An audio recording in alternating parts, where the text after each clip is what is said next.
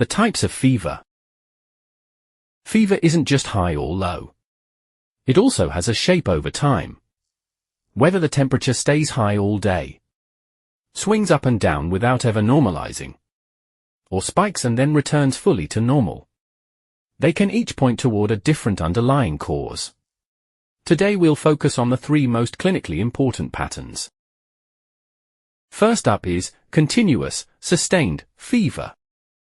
In this type of fever, temperature stays persistently elevated throughout the day, with daily fluctuation less than 1 degree Celsius.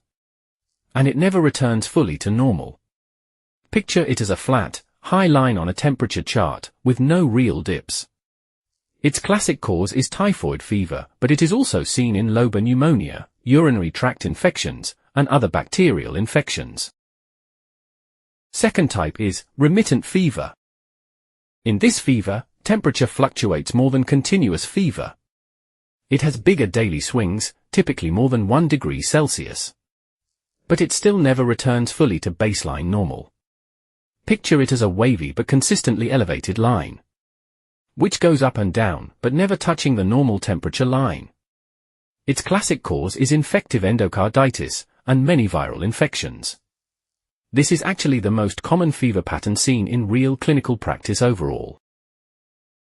Most febrile patients you'll actually see on the wards will show this pattern rather than a clean textbook continuous or intermittent fever. So recognizing remittent fever as the default most likely pattern, rather than an exception, sets more realistic expectations for bedside pattern recognition.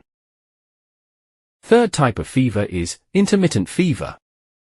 In this fever, the temperature spikes, then returns completely to normal at some point in each 24-hour cycle.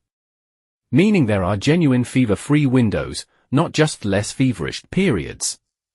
Picture it as sharp spikes on the chart that touch back down to the baseline between each spike.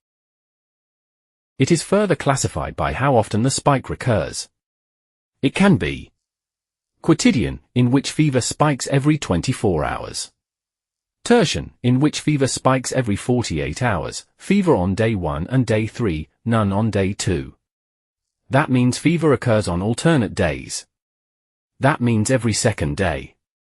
Quartan, in which fever spikes every 72 hours, fever on day 1 and day 4, none on days 2 to 3. So fever spikes on every third day. Its classic cause is malaria. And the exact pattern helps point toward the responsible species. This is the highest yield of the three clinically, because the sub-pattern genuinely narrows your differential. As Plasmodium vivax and Plasmodium ovale have Tertian pattern. Plasmodium malariae has Quartan pattern. Plasmodium falciparum has often less predictable or quotidian pattern of fever, and is also the most dangerous species. So a reassuring clean pattern should never lower suspicion for falciparum specifically. Also flag that with early treatment, common in real practice now. These classic cycles often never get the chance to fully establish before treatment starts.